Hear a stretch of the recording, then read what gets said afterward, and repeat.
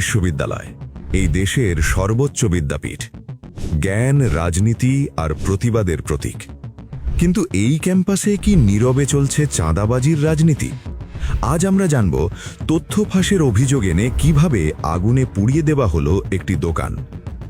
ঘটনার সূত্রপাত 21 ডিসেম্বর 2025। ডাকসু সদস্য সর্বমিত্র চাকমা ও প্রক্টোরিয়াল টিম ঢাকা বিশ্ববিদ্যালয়ের লাইব্রেরি সংলগ্ন গেট থেকে বেশ কয়েকটি অবৈধ স্ট্রিট ফুড কার্ট জব্দ করে। জব্দকৃত দোকানগুলোর মধ্যে একটির দোকানদার ছিল হাসান নামের এক ব্যক্তি। হাসান নিজেকে দোকানের কর্মচারী পরিচয় দেন এবং দোকানের মালিক হিসেবে দুইজনের নাম জানান।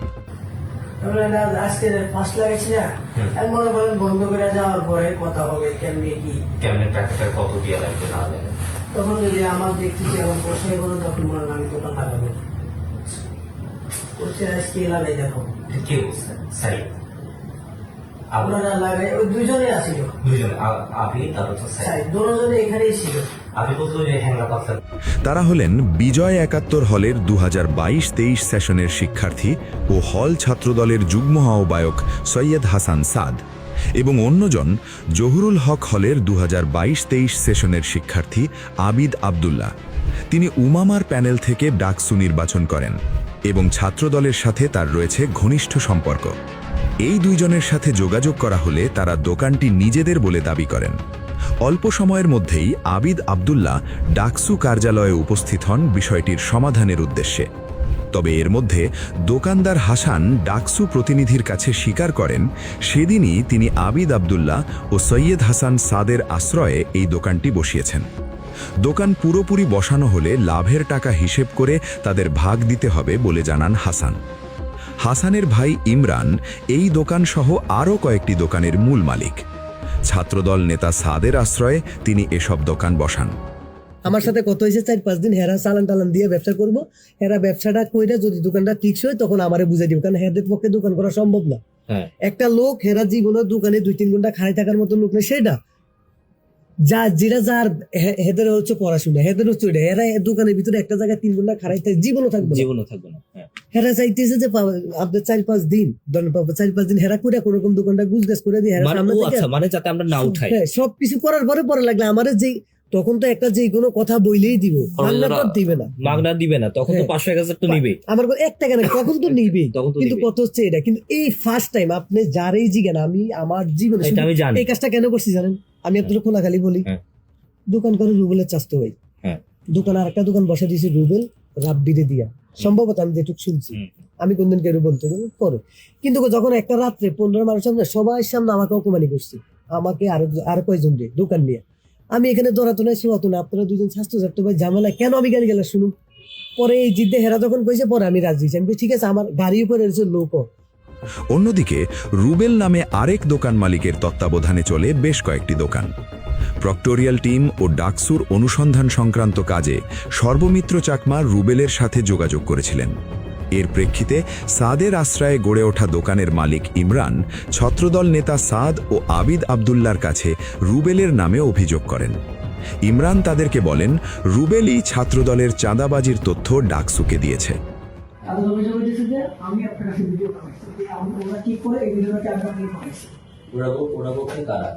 আবিদ আবদুল্লাহ স্যার তারা বলতেছে যে এই ভিডিওটা আমি আপনার কাছে বানাইছি। আমি বলছি যে না, আমি কোনো ভিডিও তোমার কাছে বানাইনি। তো হাসান স্বীকারোক্তি দিয়েছে।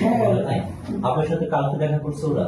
কালকে আমার দোকানে এসে দোকানে ছিল সময় তোমার ভাইটা দোকান করে ওরা তো অনেক ধমক দিছে, দোকান ভেঙে ফেলবে, খোলা ফেলবে, করবে, সেটা বলে হুমকি দামকি দিয়ে গেছে। কথা হয়েছে যে এই নির্বাচনগুলো চলে আসবে, তারপরে বুঝে কে বলছে? ওরাই বলে নির্বাচন চলে আসতেছে, আমরা একটু থাকবো। ওরা তখন গতকালকে কখন বলছে?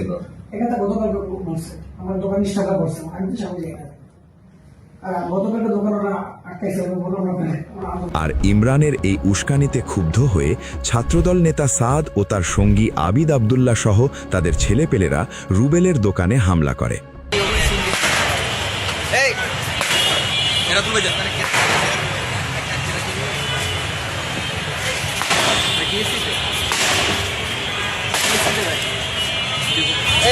আগুন ধরাই দিই বুঝাই বেটা খারস কেন তোরা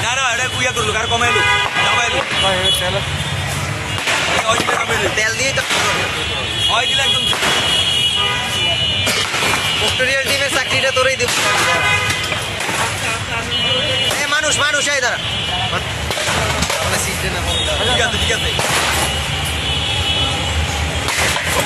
হইছে রাখ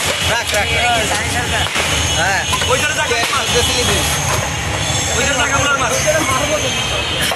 আরে চাকটা ধলাই দিলেই ওই দিলে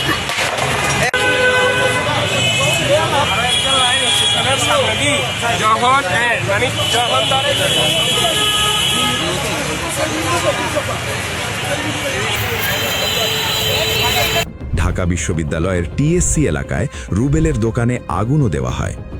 প্রত্যক্ষদর্শীদের ভাষ্যমতে আবিদ ও সাদের লোকজন দোকানটি পুড়িয়ে দেয়। দোকান পুড়িয়ে দেওয়ার সময় তাদেরকে একটি ফোনে কথা বলতে দেখা যায়। ফোন কলে অপর পাশ থেকে বলা হয়, পুড়িয়ে দাও। আগুন ধরাই দিই বুঝাই বেটা খারস কেন তোরা এই সময় তারা রুবেলকে গালাগালি করে এবং বলতে থাকে, তুমি ডাকসুতে গিয়ে কি বলে আসো? আমি আমার দোকান বসাতে পারি না, তুমি বসাও কেমনে? প্রক্টোরিয়াল টিম আগুনে দোকান পুড়িয়ে দেওয়ার ঘটনায় জড়িতদের পরিচয় সংগ্রহ করেন। তাদের মধ্যে রয়েছেন বিজয় ৭১ হল ছাত্রদলের যুগ্ম আহ্বায়ক সৈয়দ হাসান সাদ, জহুরুল হক হলের আবিদ আবদুল্লাহ, রাতুল চাইনিজ ল্যাঙ্গুয়েজ ২২-২৩ সেশন, কাউসার মাহমুদ ফার্সি ২২-২৩ সেশন এবং সানি সরকার রাষ্ট্রবিজ্ঞান ২২-২৩ সেশন সহ আরও কয়েকজন। পরবর্তীতে বিষয়টির সুরাহার আশায় ছাত্রদলের কিছু ঊর্ধ্বতন ব্যক্তির সাথে যোগাযোগ করেন দোকান মালিক রুবেল। কিন্তু অভিযোগ রয়েছে বিজয় ৭১ হল ছাত্রদলের নেতা সাদ আবারও তার সঙ্গী আবিদ আবদুল্লাহকে সঙ্গে নিয়ে রুবেলকে ডেকে হুমকি দেন। তাকে বলা হয়, আবার দোকান বসালে আবারও আগুনে জ্বালিয়ে দেওয়া হবে। এইভাবেই অভিযোগ উঠেছে, চাঁদা দিতে রাজি না হলে অথবা চাঁদাবাজির বিরুদ্ধে কোনো তথ্য দিলে ভয়ভীতি, হুমকি এবং জ্বালাও পোড়াওর মাধ্যমে ঢাকা বিশ্ববিদ্যালয়ে দোকান দখলের রাজনীতি চলছে। প্রশ্ন একটাই, এই ঘটনার বিচার কি আদৌ হবে, নাকি নীরবতাই হয়ে থাকবে সবচেয়ে বড় অপরাধ আর রাজনৈতিক প্রভাব খাটিয়ে শিক্ষাঙ্গনে চলবে চাঁদাবাজি?